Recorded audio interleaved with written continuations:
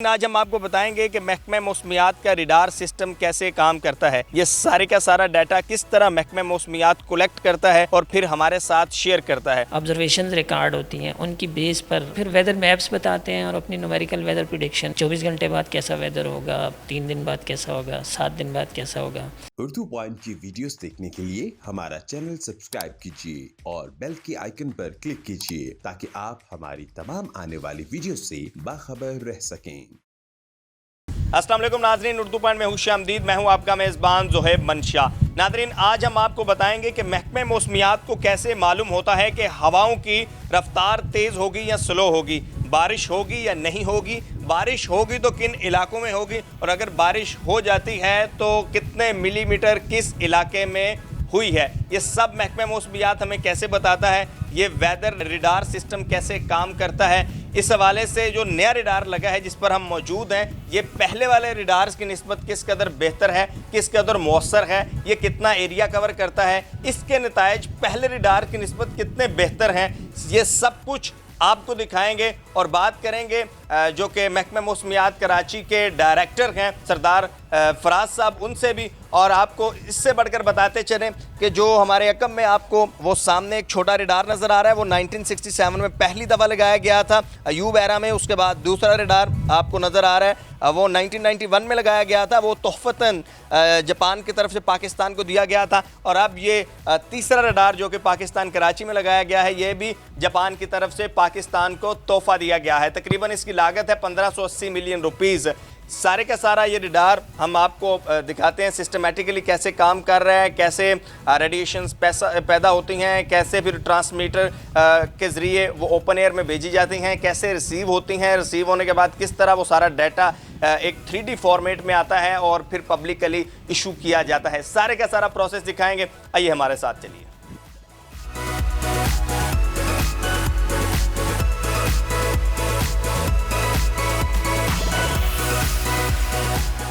ये radar equipment room है जहाँ से रडार ऑपरेट हो रहा है मुकम्मल सिस्टमेटिकली। ये ट्रांसमीटर है, ये जो सारा आपको नज़र आ रहा है, यहाँ ट्रांसमीटर से वेव्स जनरेट होती हैं और through this pipe open air में जा रही हैं, हवा में जा रही हैं और उसके बाद फिर दोबारा वापस आती हैं।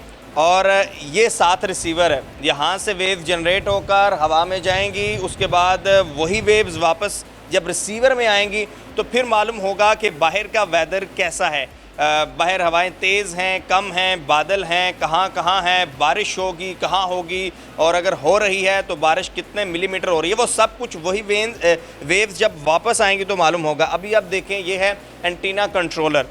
इसमें आप देखें ये सामने जो नंबर्स आपको दिखाई दे रहे हैं, ये दरअसल एंटीना का बता रहे हैं कि एंटीना चूँकि 1 मिनट में 2 दफ़ा जो है वो अपने राउंड कंप्लीट करता है।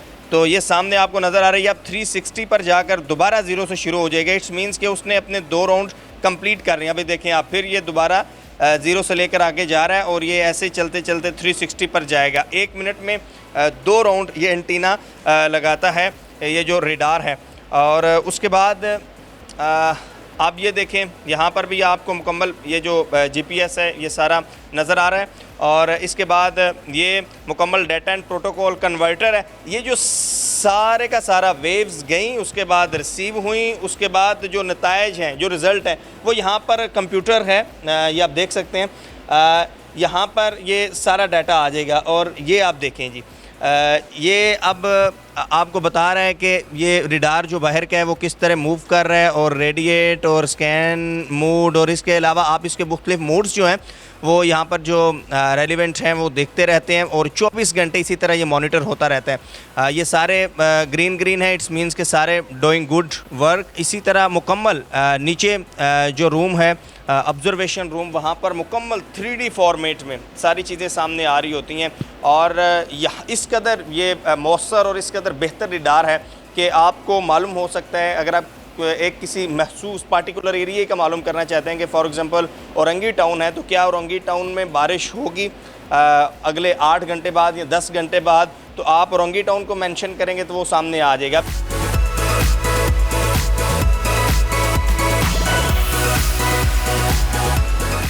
ये है रिडोम रूम, जहाँ से माइक्रोवेव्स बाहर ओपन एयर में जाती हैं।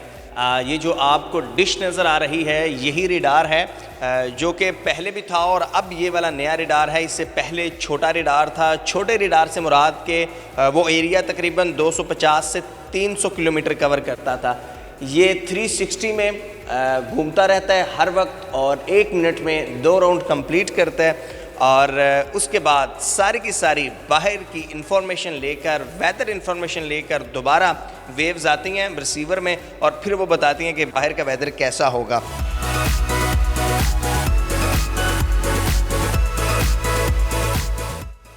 डायरेक्टर महकमे मौसमियात कराची सरदार सरफराज साहब हमारे साथ मौजूद हैं। इनसे जानते हैं कि ये रेडार पहले वाले रेडार की निस्बत किस कदर बेहतर है, इसके नताइज पहले वाले रेडार की निस्बत किस कदर मौसर हैं और ये रडार कितना एरिया कवर करता है। जी बहुत शुक्रिया। ये रडार डॉपलर वेदर रडार कहलाता है। इसकी वेवलेंथ 10 सेंटीमीटर की वेव प्रोड्यूस करता है, इसलिए इसको हम 10 सेंटीमीटर रडार कहते हैं। और पहले वाला जो था वो 5 सेंटीमीटर उसकी वेवलेंथ होती थी, तो ज़ाहिर है कि उसकी कवरेज कम होती थी। वो कराची के ऑल अराउंड तकरीबन 250 किलोमीटर के एरिया में जितने भी बादल होते थे वो आपको दिखाता था स्क्रीन पर। इसकी कवरेज 450 किलोमीटर है। कराची के मशरक़, मग़रिब, शुमाल, जनूब चारों तरफ 450 किलोमीटर के एरिया में जो भी बादल बनेंगे, जो भी बादल इस एरिया में एंटर होंगे तो वो स्क्रीन पर हमें नज़र आएंगे और फिर उसकी इंटेंसिटी, उसका लेजेंड साथ में दिया होता है कि इन बादलों में इतना पोटेंशियल है कि फ़ी घंटा इतने मिलीमीटर बारिश फ़लाँ जगह में हो सकती है। और इसकी जो इजाफी फ़ीचर है वो डॉपलर फ़ीचर है। फ़िज़िक्स में हम पढ़ते रहे हैं कि डॉपलर इफ़ेक्ट जो होता था, तो डॉपलर फ़ीचर की बदौलत इसमें इजाफी चीज़ ये है कि 200 किलोमीटर के रेडियस में ये विंड, मैक्सिमम विंड एस्टिमेट करके भी आपको बताएगा। ये वाला अब आया है, टेक्नोलॉजी में बुनियादी तौर पर कितना फ़र्क है? देखिए बहुत फ़र्क आ गया। ज़ाहिर है वो तो 30 साल पहले, 30-32 साल हो गए उसको इंस्टॉल हुए और 91 में इंस्टॉल हुआ था और 2018 तक हम उसको चलाते रहे। जैपनीज़ ख़ुद भी हैरान थे कि आपने इतने लंबे अरसे तक इसको कैसे चलाया। अमूमन ये होता है कि जो भी डेवलप्ड कंट्रीज़ हैं जैसे जापान, अमेरिका, रशिया, यूके, इन सब में रडार जितने होते हैं वो अमूमन 12 से 15 साल उनकी एक तरह से लाइफ होती है, एज होती है। उसके बाद टेक्नोलॉजी चूँकि चेंज होती रहती है फ्रीक्वेंटली, तो वो चेंज करते रहते हैं। वो बेसिकली एक स्टैटिक टेक्नोलॉजी थी, एनालॉग सिस्टम था और एक तरह से मैग्नेट्रॉन बेस्ड होता था। ये है सॉलिड स्टेट पल्स की बुनियाद पे ये टेक्नोलॉजी है, इस पे काम करता है, तो इसकी लाइफ और इसकी जो एक्यूरेसी है उसके मुकाबले में और ज़्यादा है। अगर वर्ल्ड वाइड बात की जाए तो ये जो टेक्नोलॉजी है इस रडार की, वो टॉप ऑन द लिस्ट है या इससे ऊपर भी है कोई टेक्नोलॉजी? नहीं, इससे ऊपर भी ज़ाहिर है। आपको पता है कि टेक्नोलॉजी तो अब हर मतलब 2-4 साल बाद ही, हर साल नहीं तो हर 2-3 साल बाद चेंज होती रहती है। कभी हम छोटा सा मोबाइल इस्तेमाल करते थे, कैसी टेक्नोलॉजी होती थी, आज हर किसी के पास स्मार्टफ़ोन होता है, यानी एकदम चेंजेस आती रहती हैं। तो इससे भी बेहतर टेक्नोलॉजी जो वो डुअल पोलराइजेशन रडार होता है, ये सिंगल पोलराइजेशन रडार है अभी भी, और इससे भी बेहतर अब दुनिया में आ गई है डुअल पोलराइजेशन। लेकिन स्टिल डॉपलर वेदर रडार जो है वो यही यूज़ हो रहे हैं हर जगह पर। इसमें इसकी जो अभी इंडिया में दो साइक्लोन ऊपर चले आए, एक उनके वेस्ट कोस्ट की तरफ, एक उनकी ईस्ट कोस्ट की तरफ। तो उसमें जो साइक्लोन को ट्रैक करने का, यानी with in the range of radar जब आता है तो उसको ट्रैक करने और उसकी मूवमेंट पकड़ने में इस रडार की मदद से बहुत हेल्प मिलती है। तो हमारे एरिया में भी जब 450 किलोमीटर नीचे समंदर में कोई ऐसी चीज़, डिप्रेशन या साइक्लोन आएगा तो इसकी मदद से काफ़ी हेल्प मिलेगी हमें कि मैक्सिमम विंड की एस्टिमेशन भी हो जाएगी और क्लाउड्स की जो बेसिकली साइक्लोन ह्यूज क्लाउड मास होता है तो उनकी जो मूवमेंट है, ट्रैक है, वो भी आपको पता चल जाएगी। अच्छा, 450 किलोमीटर के हिसाब से अगर देखें तो ये रडार तकरीबन सारा सिंध बलूचिस्तान कवर कर लेगा? बिल्कुल, ये एरियल डिस्टेंस होता है बेसिकली, जो कि ग्राउंड डिस्टेंस से ज़ाहिर है कि एरियल की ज़्यादा कवरेज होती है। अगर हम सपोज़ ये करें कि जी 450 किलोमीटर तो ईस्ट की तरफ बिल्कुल थरपारकर तक, यानी जो हमारा एंड है तकरीबन वहाँ तक इसकी कवरेज पहुँच जाएगी। और वेस्ट साइड पे आलमोस्ट पसनी तक, बिल्कुल एंड तक तो नहीं क्योंकि वो ज़्यादा उसका डिस्टेंस हो जाता है, लेकिन आलमोस्ट पसनी और गवादर के दरमियान के एरिया तक पहुंचेगी इसकी कवरेज।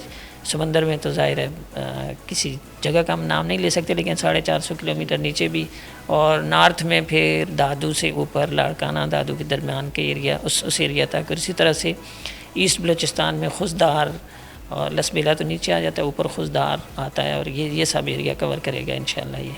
ठीक है, कितने दिन पहले आप बता सकते हैं रीडिंग्स के हफ्ते बाद या 4 दिन बाद या 10 दिन बाद बारिश होगी? तो बेसिकली आपके पास जो ऑब्जर्वेशन रिकॉर्ड होती हैं उनकी बेस पर आप कहते हैं, यानी ये स्टैंडर्ड है कि हर 3 घंटे बाद आप ऑब्जर्वेशन रिकॉर्ड करते हैं, जो कि डाटा जिसे हम मेट्रोलॉजिकल डाटा कहते हैं, उसमें 6-8 पैरामीटर्स होते हैं। वो सब आप वेदर मैप्स पे प्लाट करके एनालिसिस करते हैं कंप्यूटर की मदद से, उसकी एनालिसिस होती है, तो फिर आपकी फ़ोरकास्ट होती है। रडार कोई लंबी फ़ोरकास्ट नहीं कर सकता, इसमें थोड़ा सा मिसकंसेप्ट लोगों में ये आ जाता है कि जी अब रडार की मदद से जो है ना आप 6 से 8 दिन या 3 से 4 दिन की भी फ़ोरकास्ट कर सकते हैं। ऐसा नहीं है, रडार तो शॉर्ट रेंज फ़ोरकास्ट के लिए इस्तेमाल होता है, यानी 6 से 8 घंटे की फ़ोरकास्ट, क्योंकि आपके 450 किलोमीटर तक इसकी लिमिटेशन है। तो जाहिर है कि जो सिस्टम 450 किलोमीटर वेदर सिस्टम मेरी मुराद है जो 450 किलोमीटर से बाहर है अभी, ईस्ट की तरफ या वेस्ट की तरफ या नॉर्थ साउथ जिस डायरेक्शन में भी आप लें, तो उसके बारे में नहीं, वो आपको फिर वेदर मैप्स बताते हैं और अपनी न्यूमेरिकल वेदर प्रेडिक्शन जो हमारा एक मैकेनिज़्म है, टूल है, वो बताता है कि अब 24 घंटे बाद कैसा वेदर होगा, 3 दिन बाद कैसा होगा, 7 दिन बाद कैसा होगा। जैसे अभी आपने नोट किया होगा कि कल हमारी एडवाइजरी इशू हुई है कि नॉर्थ में जो वेदर होने जा रहा है, तो इसको हम फोर्सी तो 8 तारीख से 7 से कर रहे थे कि इस तरह अगले दिनों में होगा, लेकिन कल एडवाइजरी इशू हुई है, तो उसमें अब रडार यानी इस पोजीशन में नहीं है अभी ये बताने की पोजीशन में कि जी लाहौर में, सियालकोट में, इस्लामाबाद में, इन एरियाज़ में कितनी बारिश होगी। लेकिन इस्लामाबाद में जो रडार इंस्टॉल हुआ है बिल्कुल इसी की तरह का है, 2 साल पहले वो तकरीबन ऑपरेशनल हो चुका था। अब उसका भी जो हदूद है वो 450 किलोमीटर है, तो 450 किलोमीटर के अंदर जैसे ही वो क्लाउड मास इंटर होगा, वो सेल्स बनेंगे, तो उसकी मदद से फिर वो ऑफिस वाले बता सकेंगे कि इनमें इतना पोटेंशियल है, इतनी बारिश हो सकती है। तो उसकी जैसे कराची में आपने देखा पिछले साल बहुत गैर मामूली बारिशें हुई थी, उसके नतीजे में अर्बन फ्लडिंग होती रही है बहुत फ्रीक्वेंट, तो तब हमारे पास रडार ये ऑपरेशनल नहीं हुआ था। तो अगर ये ऑपरेशनल होता और इस दफ़ा अगर ऐसी बारिशें होती हैं तो हम बेहतर पोजीशन में होंगे ये बताने में कि जी कराची के ईस्ट में ज़्यादा बारिश होगी, नॉर्थ में ज़्यादा होगी, साउथ में ज़्यादा होगी या वेस्ट में ज़्यादा। 8 घंटे पहले? जी इंशाल्लाह 6 से 8 घंटे पहले।